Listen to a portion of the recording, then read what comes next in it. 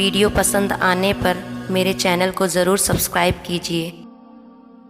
बीवी के मुजरिम। शादीशुदा मर्द अगर ताक झाँक करे तो ये किरदार के घटियापन और जलालत की अलामत है। ये कोई बीमारी या कमज़ोरी नहीं, इनकी अपनी बदनीयती है। तुम्हारे पास बीवी मौजूद है, तुम्हें दूसरी औरत को देखने की भला क्या ज़रूरत है। एक गैरतमंद मर्द को अगर किसी से सच्ची मोहब्बत हो जाए तो दोबारा किसी औरत को नज़र उठाकर नहीं देखता, और बेगैरत मर्द शादी के बावजूद दूसरी औरत को देख लेते हैं। ये सिर्फ और सिर्फ बेगैरती और किरदार के घटियापन की वजह से है। ऐसे लोग मुजरिम हैं अपनी बीवी के। इसके हकूक़ मारने वाले आगे जाकर औरत को इनसे सवाल करने का हक दिया जाएगा।